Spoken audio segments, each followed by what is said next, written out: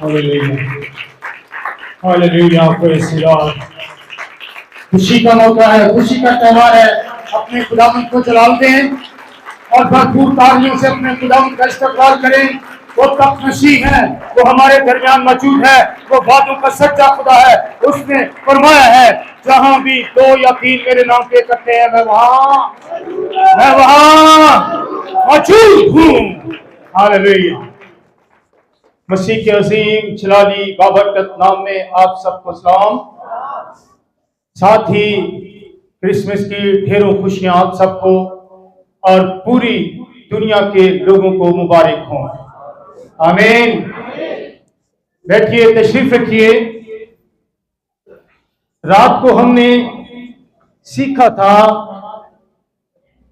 खुदा, कलमाए खुदा का तजस्सुम, उसके तल्लुक से कि कलमाए खुदा इस दुनिया में तशरीफ लाए और इस दुनिया में उनका ज़हूर हुआ। आज हम अभी और फिर शाम की इबादत में भी ये 2 हिस्सों में मैसेज है, क्योंकि एक हिस्सा में इसको पूरा करना जो है इस महदूद वक्त में मुमकिन नहीं है, इसलिए ये 2 हिस्सों में मैसेज होगा, अभी और फिर शाम की इबादत में। जो मैसेज है आज का, यीशु मसीह नबी या नबी से बड़े। यीशु मसीह नबी या नबी से बड़े। बहुत सारे लोग खुदावंद यीशु मसीह को सिर्फ नबी मानते हैं, जैसे दूसरे नबी, दूसरे खुदा के लोग उसी तरह खुदावंद यीशु मसीह को भी उनके साथ कंपेयर करते हैं कि वो भी उनकी मानद है। हम नबियों की कदर करते हैं, नबियों की इज्जत करते हैं, जो खुदा के नबी हैं, जिन्हें खुदा का कलाम मिला और उन्होंने खुदा के कलाम को दुनिया तक पहुंचाया। हम उनकी बेहद इज्जत और रिस्पेक्ट करते हैं। लेकिन जब खुदावंद यीशु मसीह के बारे में हम बात करते हैं तो वो महज नबी नहीं है, बल्कि नबियों से भी बड़े, हालेलुया, बढ़कर हैं। किसी शायर ने क्या खूब कहा है, सुनिए। कम कहते हैं हरगिज ना सिवा कहते हैं, जो कहते हैं हम बजा कहते हैं। जाहिर है कि बढ़कर है कहीं जिस्म से रूह, हक है जो उसे रूहे खुदा कहते हैं। हालेलुया।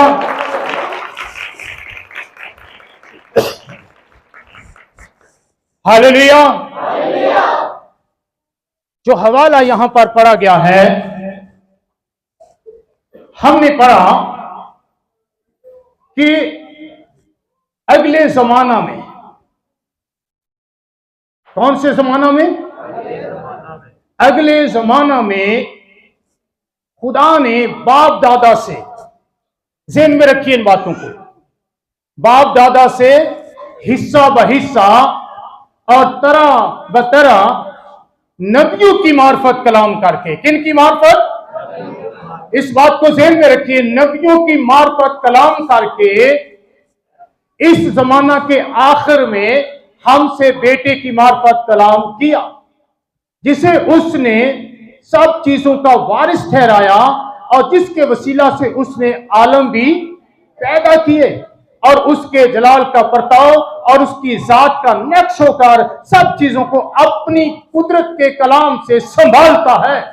वो गुनाहों को धोकर आल में बाला पर किबरिया की दाहिनी तरफ, किबरिया की दाहिनी तरफ, हालेलुया, जा बैठा और फरिश्तों से इसी कदर बुजुर्ग हो गया जिस कदर उसने मेरास में उनसे अफजल नाम पाया, क्योंकि फरिश्तों में से उसने कब किसी से कहा कि तू मेरा बेटा है, आज तू मुझसे पैदा हुआ, और फिर ये कि मैं उसका बाप हूंगा और वो मेरा बेटा होगा। और जब पिलोटे को दुनिया में फिर लाता है तो कहता है कि खुदा के सब फरिश्ते उसे सिजदा करें। ये बड़ी खूबसूरत बात खुदा के बंदा ने लिखी है। मेरे सिसो, खुदा ने शुरू से लेकर जब से इंसान गुनाह में गिरा, आदम से लेकर इस दुनिया में खुदा ने अपनी आवाज, अपना कलाम लोगों तक पहुंचाने के लिए अपने मुकद्दस बंदों का इंतखाब किया, यानी अंबिया कराम को चुना और अंबिया कराम को इस दुनिया में चुनकर अपने कलाम को दुनिया तक, उम्मत तक पहुंचाया। उसने नबियों का इंतखाब किया और उन्हें कलाम का हिस्सा दिया, हिस्सा बेहिस्सा और तरह बताया। यानी पूरा कलाम उन्हें नहीं दिया गया, बल्कि उन्हें कलाम का हिस्सा दिया।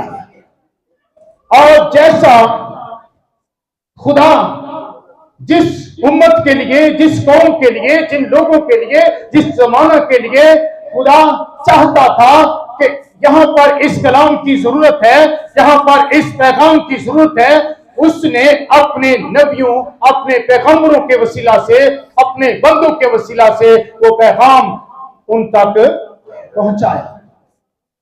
मेरे से सुनिए, हिस्सा बेहिस्सा यानी थोड़ा थोड़ा थोड़ा हिस्सा एक को, थोड़ा हिस्सा दूसरे को, फिर तीसरे को, फिर चौथे को, इस तरह ये सिलसिला। पंजाबी में क्या कहते हैं?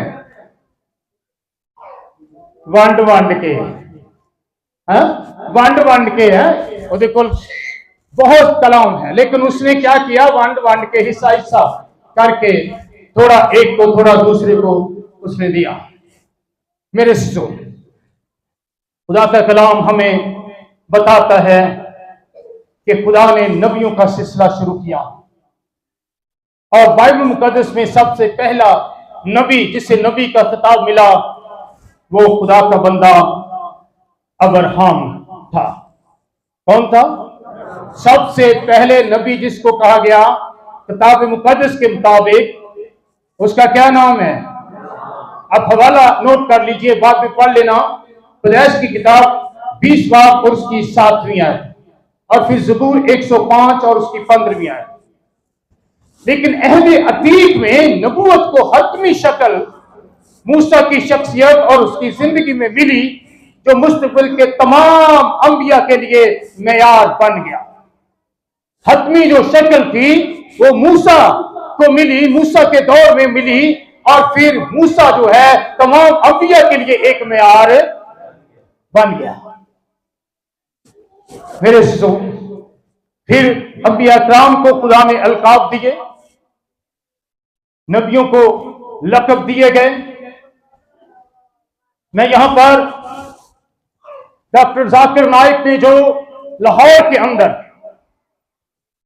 एक बेटे को यह जवाब दिया, उसने कलमा खुदा यीशु मसीह कलमतुल्लाह के बारे में जब बात की तो उसने कहा जी तमाम नबी ही कलमतुल्लाह हैं, तमाम नबी ही कलमतुल्लाह हैं।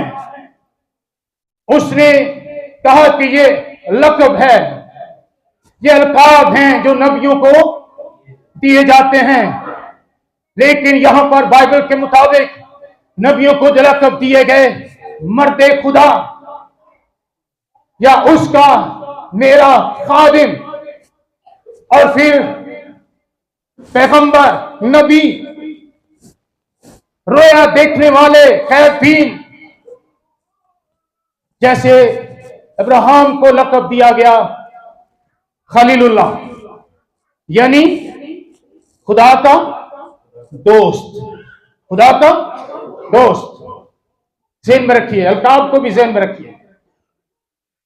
खलीलुल्लाह यानी खुदा का दोस्त। यकूब की किताब में, यकूब के खत में 2 बाब और उसकी 23वीं आयत में लिखा हुआ है, इसको पढ़ लीजिएगा, खुदा का दोस्त। और फिर मूसा को कौन सा लक़ब मिला? कलीमुल्लाह, यानी खुदा से बातें करने वाला, खुदा से बातचीत करने वाला। ये अलकाब उनके नाम और थे, लक़ब उन्हें, और जिसकी जो हैसियत थी, जिसका जो किरदार था, जिसकी जो अहमियत थी, जिसके जो अमाल थे उसके मुताबिक उन्हें अलकाब भी दिए गए। लेकिन कलमतुल्लाह का लक़ब किसी भी नबी को नहीं दिया गया। आप तमाम नबियों का मुताला करें, किताब मुक़द्दस का मुताला करें, इल्हामी किताबों का मुताला करें, किसी भी नबी को कलमतुल्लाह का लक़ब नहीं दिया गया, क्योंकि कलमतुल्लाह लक़ब नहीं है, ये नाम है, ये नाम है। रात को मैंने सूरत इमरान कुरान की आयत मैंने पढ़कर सुनाई थी, और उसमें जब मरियम को ये पैगाम फरिश्ता ने दिया, खुदा तुझे ये पैगाम देता है, ये बिशारत देता है अपने एक हुक्म की, जिसका नाम मसीह ईसा, उस कलमे का नाम क्या है? मसीह ईसा। और फिर मुकाशफा में लिखा है उसका नाम कलामे खुदा है।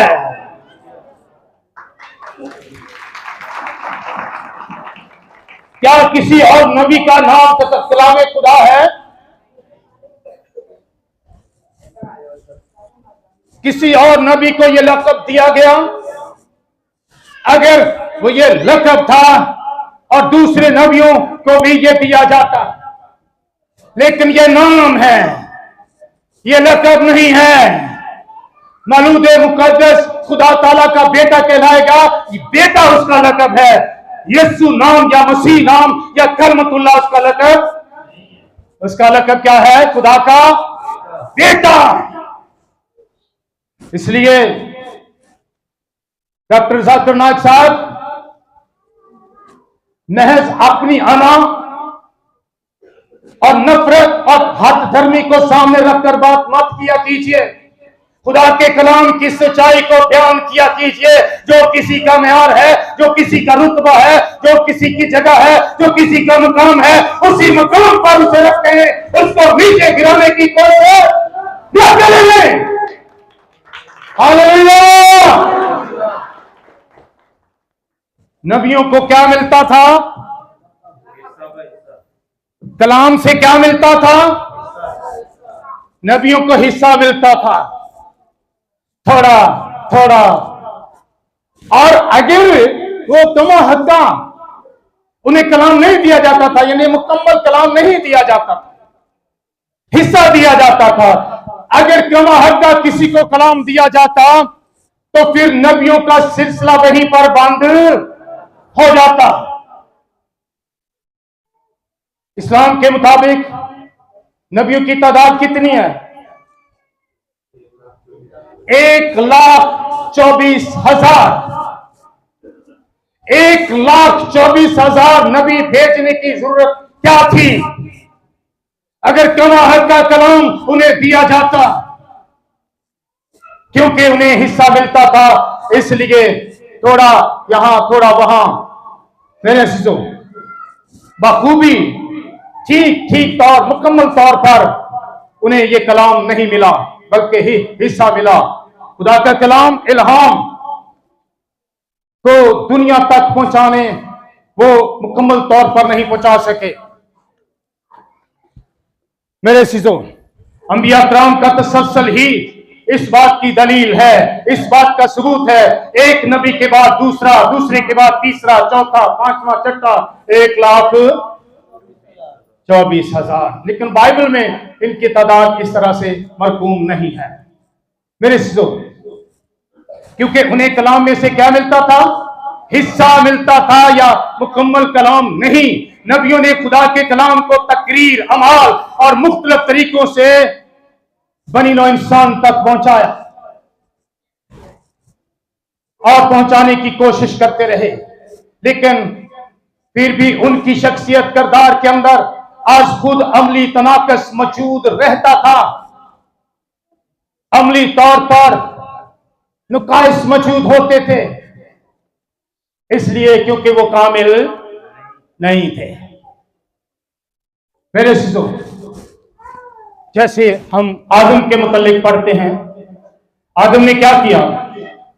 क्या खुदा की नाफरमानी नहीं थी? उसने कलाम को नहीं तोड़ा, उसने हुक्म को नहीं तोड़ा।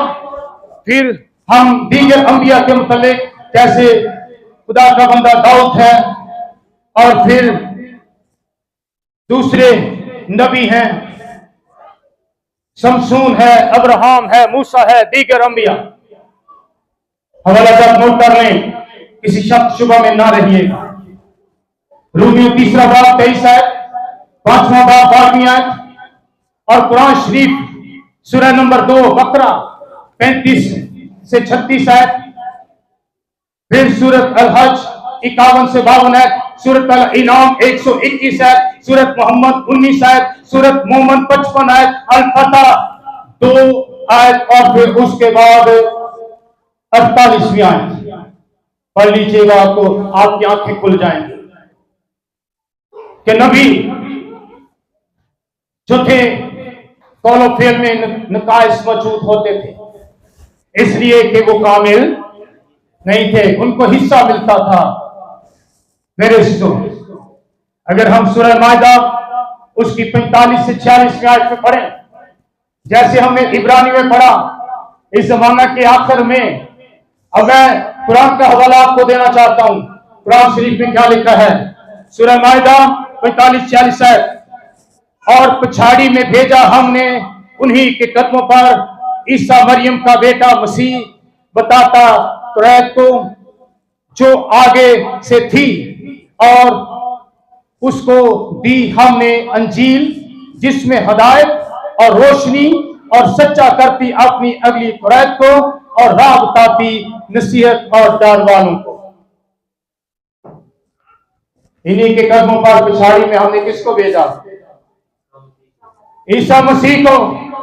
पछाड़ी में, नबियों के आखिर में, जैसे कि इब्रानियों के खत के अंदर लिखा है कि खुदा ने अगले जमानों में हमारे बाप दादा से हिस्सा बेहिस्सा तरह तरह कलाम करके इस जमाना के आखिर में किसकी मार्फत कलाम किया? बेटे की मार्फत कलाम किया। बेटे को हिस्सा नहीं दिया गया, ना ही बेटी को हिस्सा मिला, क्योंकि बेटा तो खुद पूरे का पूरा कलाम है। हालेलुया! ये वो कलाम है, ये वो बेटा है जिसने इब्तिदा में तमाम कायनात को पैदा किया। खुदा कलाम करता था ना, कलाम के जरिए से सारी चीजें पैदा हुई ना। और हमने इब्रानियों में क्या पढ़ा? लिखा है, और इस जमाने के आखिर में हमसे बेटे की मार्फत कलाम किया, जिसे उसने सब चीजों का वारिस ठहराया, और जिसके वसीला से उसने आलम भी पैदा किए। हालेलुया! बेटा कलाम सब चीजों का वारिस है, नबी सब चीजों के बारे नहीं है। बेटा आलम बालक पर खुदा की कहीं पर बैठा है। बेटे के वसीला से आलम पैदा किए गए, कलाम के वसीला से आलम पैदा किए गए, ये दुनिया पैदा की गई। क्या नबियों के वसीला से ये दुनिया पैदा की गई? नहीं। नबी अपनी जगह पर काबिल एहतराम, खुदा ने उन्हें चुना अपने पैगाम के लिए, अपने कलाम के लिए, लेकिन बेटा, बेटे की अहमियत, बेटे की हैसियत कोई नहीं ले सकता। हालेलुया! हालेलुया! मेरे अजीजों, खुदा का कलाम बड़े गौर से सुनिए। जैसे इब्रानियों में हमने पढ़ा कि खुदा ने हमारे बाप दादा से हिस्सा बेहिस्सा और तरह तरह कलाम करके इस जमाने के आखिर में हमसे बेटी की मार्फत कलाम किया। और सूरह माइदा में हमने पढ़ा कि इन्हीं के कदमों में, पिछाड़ी क्या होती है? तो नबी गए ना, नबी गए ना, नबी तो चले गए, आए और चले गए, लेकिन आखिर में कौन आया? पिछाड़ी में कौन आया? कलाम खुदा खुद, खुदा का कलमा, खुदा का बेटा खुद पिछाड़ी में आया, आखिर में आया। मरियम के बेटा आखिर में आया। यीशु मसीह महज नबी नहीं था, अगर नबी होता तो नबियों की तरह उसे भी कलाम में से हिस्सा मिलता और फिर उसके बाद कोई और नबी को हिस्सा मिलता। इसी तरह ये सिलसिला जारी सारी रहता और दुनिया कभी निजात ना पा सकती, सिर्फ कलाम सुनती रहती और हदायत पर गौर और अमल करती रहती। मेरे सिजो खुदावंद यीशु मसीह के मुतालिक लिखा है कि उसे सब चीजों का क्या किया, वारिस ठहराया, और आसमान और जमीन का कुल अख्तियार किसके पास है? मत्ती 28 बाब में क्या लिखा है? आसमान और जमीन का कुल अख्तियार मुझे दिया गया है, मेरे पास है। क्या किसी और नबी के पास आसमान और जमीन का कुल अख्तियार है? क्योंकि वो तो अख्तियार के नीचे, वो अख्तियार के नीचे हैं। और किस अख्तियार के नीचे?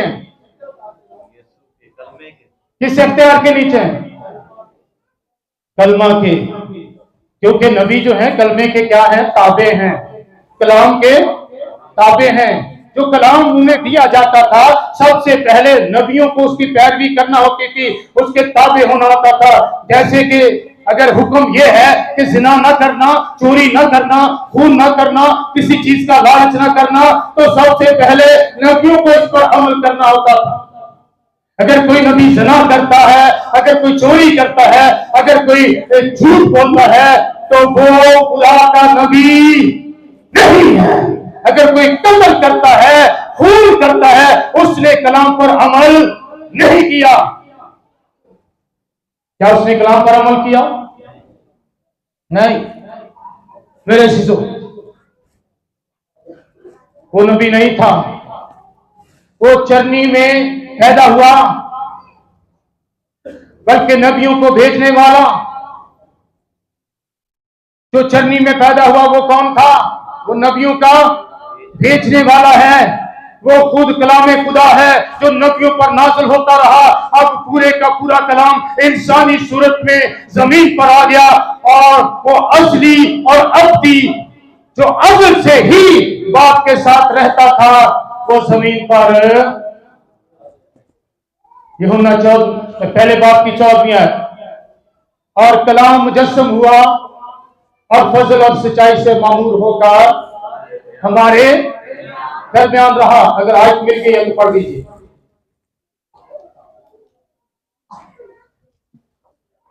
कलाम मुजस्सम हुआ और कलाम ने इंसानी सूरत अख्तियार की, कलाम का तजस्सुम हुआ और फजल और सच्चाई से मामूर होकर हमारे दरमियान, और फजल और सच्चाई से मामूर, वो फजल और सच्चाई से मामूर, रास्ती से मामूर, पाकीज़गी से मामूर और हियत से मामूर होकर हमारे, हमने उसका कैसा जलाल देखा? ऐसा जलाल जैसा बाप के इकलौते का जलाल।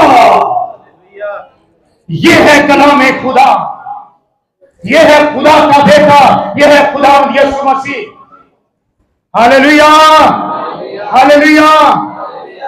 हमने पढ़ा आलम भी उसी के वसीला से पैदा हुए, उसके बगैर कोई चीज पैदा। यूहन्ना पहले बाब में पहली आयत से भी आप पढ़ें तो वहां पर भी लिखा है, कोई चीज उसके बगैर पैदा नहीं हुई। मेरे सिजो, ये दुनिया, जहान, संसार, लोग, मखलूक, जगत, हर एक किस्म, हुस्न, हालात, सूरत, दर्जा, तौर, चौबन, हुस्न, रौनक, जमाने, मौसम, हवाएं, समंदर, पानी, रोशनी, चांद, सितारे किसके वसीला से पैदा हुए? किसने पैदा किए? Hallelujah, hallelujah. मेरे जो कुरान शरीफ इसकी शहादत कुछ इस तरह से देता है। सूरह इमरान उसकी 3री सूरत 41 से 45वीं आयत सुनिए, मैं आपको तर्जुमा पढ़ के सुनाता हूं। जब कहा फरिश्तों ने, ए मरियम, अल्लाह तुझको बशारत देता है एक अपने हुक्म की, जिसका नाम मसीह ईसा, मरियम का बेटा, मर्तबे वाला, दुनिया में और आखिरत में और नजदीक वालों में। सुन लीजिए, अल्लाह तुझको, अब अल्लाह भी यही बशारत दे रहा है, बाइबल मुकद्दस भी यही बशारत दे रही है। अल्लाह तुझको देता है बशारत एक अपने हुक्म की, यानी अपने कलाम की, करमतुल्लाह की, जिसका नाम मसीह, जिसका नाम मसीह। अब वो ये लक़ब नहीं है, लक़ब बाद में दिया जाता है, बाद में मिलता है, और नाम पैदाइशी तौर पर ही रखा जाता है ना। यहां कलमे का नाम क्या है? मसीह, यीशु। सूरह निसा भी पढ़ लीजिए।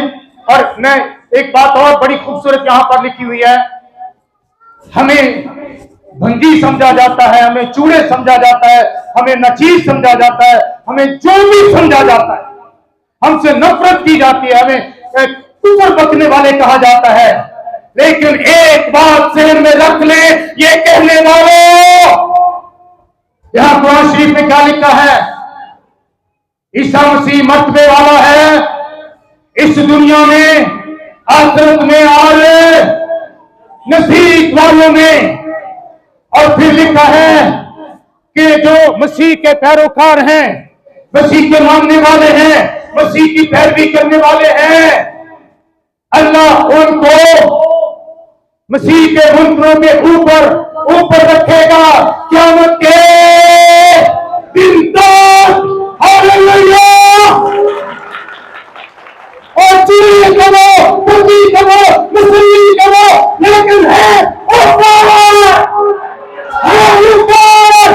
क़यामत के दिन तक। क्या मतलब करना है? खुदा क्या कहता है, हम उसको मानते हैं, हम उसकी बात को तस्लीम करते हैं, हम ये मानते हैं मेरे खुदा ने क्या कहा है, आपके अल्लाह ने क्या कहा। हालेलुया। जोर लगा दे हालेलुया। Praise the Lord. ये हवाले में इसलिए दे रहा हूं कि कोई ये ना कहे पादरी अपने वालों सारा कुछ नहीं जान है। पढ़ लीजिएगा। हालेलुया। आगे लिखा है, सूरह निसा, चौथी सूरत है कुरान की, उसकी 170 से 171 आयत पढ़ने वाला हूं। ए किताब वालों, ए किताब वालों, किताब वाले कौन है? हालेलुया। ए किताब वालों, मत मुबालगा करो अपने दीन की बात में और मत बोलो अल्लाह के हक में, मगर बात तहकीक मसीह जो है ईसा मरियम का बेटा, रसूल है अल्लाह का, और उसका कलाम जो डाल दिया मरियम की तरफ और रूह उसके हां की। ऐसे सारा कुछ आ गया, रसूल भी आ गया, नबी भी आ गया, खुदा का कलाम भी आ गया और रूह भी आ गया। मसीह नबी भी है, रसूल भी है और खुदा का कलाम भी है, खुदा की रूह भी है। हालेलुया। जो लोग यीशु मसीह को महज नबी समझते हैं तो वो तासुब के खौल से निकल आए हैं। जरा खौल चढ़ाया ना, तासुब दा, नफरत दा, हसद दा, निकले उससे बाहर और बाहर निकलकर सोचें, हद गर्मी के पर्दे जो आंखों पर पड़े हुए ना, इनको हटा लें और देखें, बाहर आ जाएं, सोचें, इस बात पर गौर करें मेरे अज़ीज़ों कि खुदा ने दुनिया से ऐसी, बोले ऐसी, सारा हवाला पढ़े आप।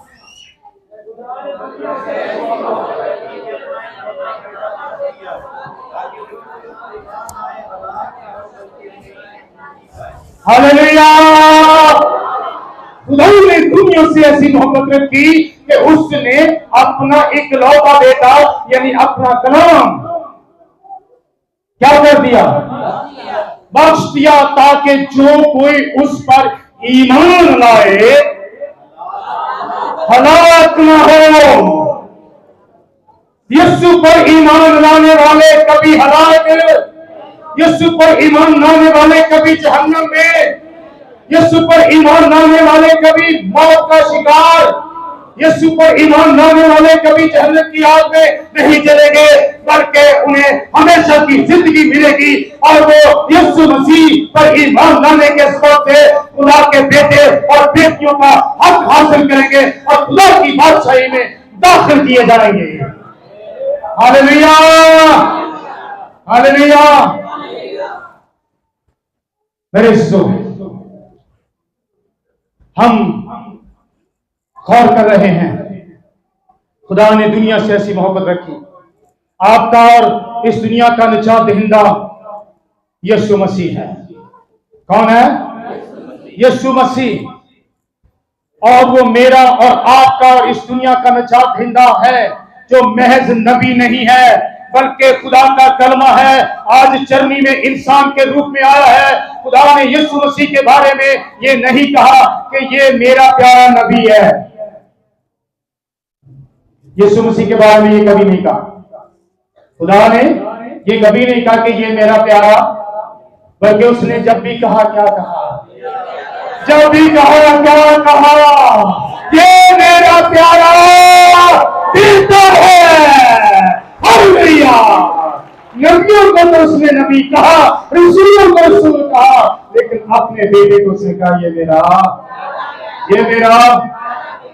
हालेलुया। ते जेड़ा बेटा होए कोई बाप दे घर ले जा सकता, दूसरा कोई नहीं ले जा सकता। ले जा सकता है कोई? किसी में जरूरत है? नहीं। हालेलुया। मेरे सिसो, क्या कोई शख्स मौत के शिकंजों से आजाद हो सकता था? आज तक हो सका? मौत के शिकंजों ने ऐसे इंसान को जकड़ा हुआ है कि कोई भी इंसान आजाद नहीं हो सकता। लेकिन यीशु मसीह ने मौत को कुछ नहीं कहा, मौत को उसने कुछ नहीं कहा। मौत की आंखों में आंखें डालकर सिर्फ उसने देखा और शिकंजे टूट गए। हालेलुया। ये खुदा का बेटा यीशु है। क्या किसी नबी ने मौत के शिकंजों को तोड़ा? तो फिर यीशु नबियों की तरह कैसा होगा? वो तो नबियों से हालेलुया बढ़कर है। हालेलुया। फैसला, किसी नबी ने मौत को इस तरह से शिकस्त नहीं दी। हालेलुया। कोई आज तक मौत से नहीं छूट सका, लेकिन यीशु ने मौत को भी मात दे दी। क्या कोई नबी मौत को इस तरह से शिकस्त दे सका? कोई नबी यीशु मसीह की तरह या यीशु मसीह की तरह पानियों पर चल सका? पानियों पर चला? पानी पर कौन चल सकता है? कौन चल सकता है? वही जिसने पानियों को बनाया। हालेलुया। कोई और चल नहीं सकता। क्या और कोई नबी बगैर बाप के पैदा हुआ? वो आदमी अपने से पैदा हुए, लेकिन खुदा का बेटा बगैर बाप के पैदा हुआ। रूह कुद्दुस के वसीला से कलमा खुदा इस दुनिया में तशरीफ लाया। Hallelujah, hallelujah. मेरे अजीजों, किसी नबी ने या किसी और मुकद्दस ने जन्म के अंधों की आंखें खोली? जिधर डेले ही कोई नहीं सा, पलैशी तौर पे, है ना? क्या डॉक्टर ऐसा कर सकते हैं? दे सकते हैं आंखें? देने भी तो दूसरी की काटे के किस लाएंगे, है ना? क्या यीशु ने किसी की आंखें निकालकर उसको आंखें दी? कैसे दी? उसने थूका, मट्टी सानी गूंथी और तेरे डेले नहीं सामने डेले लाते। हालेलुया। और कहा जा जाके शलोक के हाथ में खोले। उसने धोया और वो उसकी आंखें बहाल हो गई। वो मिट्टी डेलों में तब्दील हो गई। ये खुदा का कलमा है, ये खुदा का बेटा है जो चरनी में पैदा हुआ। मेरे शिशु सुनिए गौर से। क्या किसी ने कहा मैं खोए हुओं को ढूंढने और निजात देने आया हूं? खोए हुओं को ढूंढने और तो क्या यीशु निजात देता रहा? आज भी निजात दे रहा है, क्योंकि वो आसमान पर किबरिया की दहली तरफ जिंदा है। क्या किसी नबी ने कहा कि मैं फिर तुम्हें आऊंगा लेने के लिए? फिर वो जिंदा ही नहीं हुए तो कैसे आएंगे? लेकिन मेरा और आपका मसीहा कलाम खुदा तमाम नबियों से अफजल आला, खुदा का बर्ताव, खुदा की जात का नक्श, तमाम चीजों पर कादिर, खालिक और मालिक, आसमान से फिर दोबारा वापस इस दुनिया में अपनी कलीसिया को लेने के लिए तमाम कौमें, तमाम मुजाहिद, तमाम लोग, तमाम नबी इसका इकरार करते हैं। हालेलुया। Praise the Lord. मेरे शिशु, ये महज किसी के मुंह से निकले हुए अल्फाज नहीं, मुंह से निकले और बस ठीक है, बल्कि उनकी अपनी हकीकत और कुदरत और जिंदगी है। जो कुछ मुंह से निकलता है हो जाता है ना। मैंने रात को बताया था सूरह इमरान की आयत के अंदर कि वो मिट्टी का बुत बनाता है, उसमें फूंक मारता है तो वो जानवर बन के उड़ना शुरू करता है। तो मिट्टी में जान कौन डाल सकता है? किसी इंसान ने, किसी नबी ने आज तक मिट्टी में जान डाली है? जाकर माइक भी सुन लें जो यीशु मसीह को भी उनके साथ लाते हैं। उसने हवाले दिए थे कि अब्राहम को खलीलुल्लाह कहा गया, खुदा का दोस्त। तो क्या बाकी नबी खुदा के दुश्मन है? हमने कब कहा कि वो खुदा के दुश्मन? कहा किसी ने? नहीं।